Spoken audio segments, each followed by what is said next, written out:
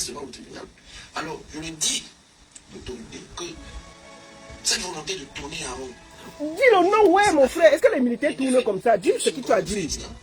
Qui est l'auteur, commanditaire de l'assassinat de M. Martinez-Zougou.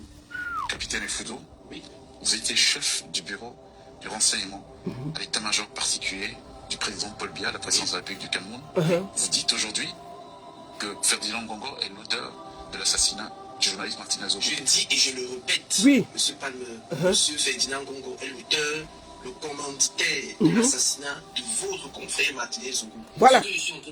C'est ce qu'il a dit. C'est l'ancien chef des renseignements. Il dit que c'est l'homme à la punk qui a aimé Martinez. C'est pas nous. C'est lui qui dit. Je vais vous faire quand même écouter une sortie simple de quelqu'un sur YouTube. Écoutez.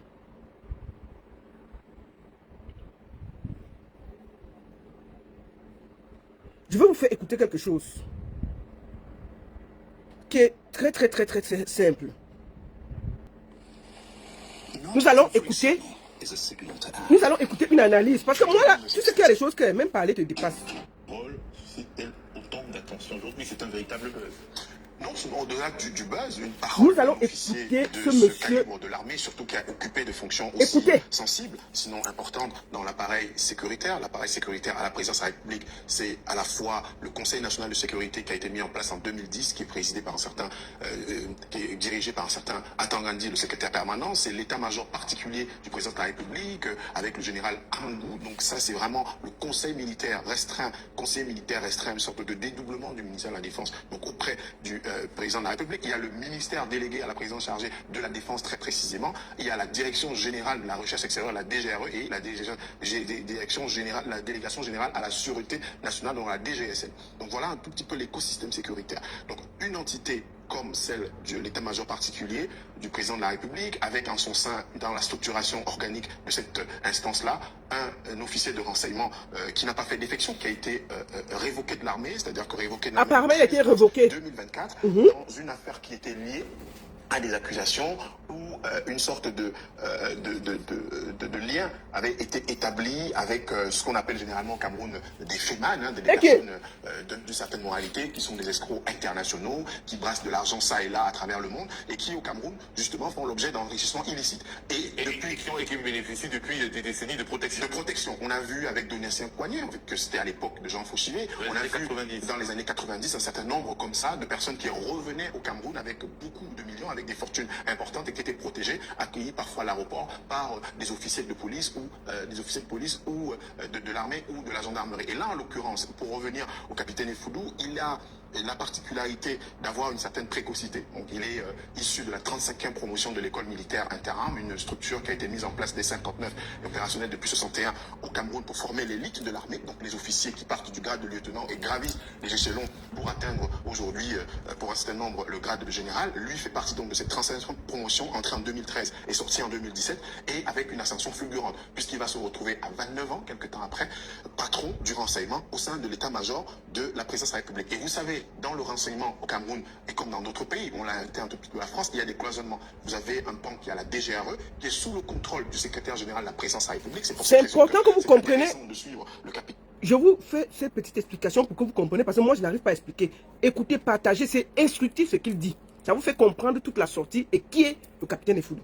On y va. Foudou, parce que vous avez soit un télescopage quand les informations sont à l'avantage de l'un ou de l'autre, soit une sorte de complémentarité dans l'appareil sécuritaire entre la DGSN qui a le renseignement territorial, donc avec... la DGSN qui est basée au ministère... Non, la DGSN, c'est la Délégation Générale à la Sûreté Nationale, qui est celui de M. Barkageli, qui est dirigé par M. Barkageli. Donc eux, ils font du renseignement territorial. C'est-à-dire que c'est tout ce qui concerne le renseignement à l'intérieur du pays. C'est le ministère de l'administration territoriale. Non, c'est pas le ministère de l'administration territoriale, très précisément. C'est ça la subtilité du Cameroun. C'est-à-dire que la DGSN a ce qu'on appelle les commissariats spéciaux. Les commissariats spéciaux sont ceux qui font du renseignement territorial, du renseignement intérieur. Et une part du renseignement territorial, là très précisément, est confiée justement à toute l'armature territoriale, c'est-à-dire que les préfets, les gouverneurs et les sous-préfets. C'est eux, justement, à travers leurs lettres, leurs notes de renseignement, qui font remonter au niveau du MINAC, et puis le MINAC qui fait remonter au niveau de la présidence. Or, là, à la DGSN, nous avons le renseignement territorial. Ce sont les commissaires spéciaux qui font remonter vers la DGSN, qui est un organe de la présidence de la République. Et donc, à la présidence de la République, comme je le disais tout à l'heure, il y a la DGRE, donc la Délégation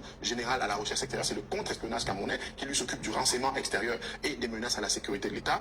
Et c'est justement l'un des pans des accusations qui sont portées par le capitaine Ifoudou sur la personne du secrétaire général, ministre d'État, secrétaire général de la présidence de la République, Ngongo, qui donc instrumentaliserait donc ce dispositif de sécurité pour ses ambitions personnelles, pour ses ambitions présidentielles. Et cacherait certaines informations au président de la République. Donc là, en l'occurrence, des projets de coup d'État.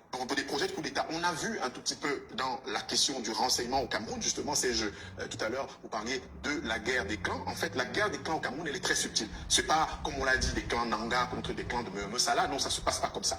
Il y a un certain nombre de positions avec des chefs de file qui ambitionnent, dans le cadre de la succession du président Biya, de prendre une place prépondérante, comme ça l'a été avec ce qu'on appelait le G11. Aujourd'hui, c'est M. Ngongo qui a la particularité d'avoir une certaine longévité à la tête du secrétariat général de la présidence de la République. C'est le recordman. Biya, lui, il a fait de 67 à 75. Les Marafa ont fait un peu moins de 10 ans. Lui, il est secrétaire général de la présidence de la République depuis le 9 décembre 2011. Donc ça fait plusieurs années. Donc on est à 15 ans à la tête du secrétariat général de la présidence de la République. Il a été confirmé en janvier 2019 dans le gouvernement de John Gouté, où il a été fait ministre d'État et bénéficiant en février déjà d'une délégation permanente de signature. En fait, un vice-président de fait, un vice-roi de fait, un vice-dieu de fait au Cameroun. Et donc ce sont des éléments de contexte à la fois de cette interview, mais aussi lié à la personnalité, donc à la trajectoire des Foudou, qui lui a son propre réseau. C'est-à-dire que pour être chef du renseignement à l'état-major particulier du président de la République à 29 ans, il faut avoir été coopté. Et là, on le lie effectivement à un certain nombre de responsables à la présidence de la République. Je parlais tout à l'heure des clans. Il y a celui de M. Samuel Vondoayolo et de M. Oswald Baboké. M. Ifoudou et M. Baboké appartiennent à la même région, à la région de l'Est Cameroun, au même arrondissement, celui de Bébel. Et puis surtout, qui abrite les communes d'Atok, d'où est originaire M. Ifoudou, et celui de Dimako, où est originaire M. Oswald Baboké. Et Mme Chantal Biya. Et Mme Chantal Biya. Donc en gros, en fait, le télescopage des services de renseignement au Cameroun a ceci de particulier que quasiment tous sont logés à la présidence de la République. Contrairement à la tradition française où des ministères aussi ont le service de renseignement. Donc en fait, nous avons la DGRE qui est mise en cause dans l'affaire Martinez-Zogo. Je vous invite à aller écouter ça sur YouTube. C'est très intéressant. Ça vous parle de ce qui se passe en réalité au Cameroun. Ça explique quel service travaille avec quel service, qui fait quoi, pourquoi la sortie du capitaine Ifoudou. Moi, je vous le dis très sincèrement. La seule chose qui m'intéresse, c'est de savoir où va le Cameroun. C'est une lutte qui nous ne concerne pas le Camerounais, qui veut manger, qui n'a pas d'eau, qui n'a pas d'électricité. Donc c'est ça, c'est une lutte des grands. Et ce qui nous intéresse, c'est de savoir quand Pomba va rentrer. Donc, je vous envoie, allez écouter ce truc, c'est très, très, très, très intéressant. Vous allez sur YouTube, vous tapez les confidences du capitaine Ifoudou. Là, vous aurez une émission, c'est une émission où on a invité Abdelaziz Moundje Diban. Il a expliqué tout en gros. Ça fait 15 minutes, mais c'est tellement enrichissant, on comprend qui fait quoi. Allez sur YouTube, vous allez écouter ça en gros. Merci beaucoup. Et pour le moment là, mais nos yeux sont rivés à Genève. Le père est encore ici. Le père est encore ici. Donc, il n'est pas encore parti. Normalement, c'est prévu qu'il parte demain. C'est prévu hein, qu'il parte demain. Mais normalement, quand tu dois partir, il y a un avion. Normalement, il faut un avion aujourd'hui en Suisse. Ou demain matin. Donc, si demain, là, il ne part pas là.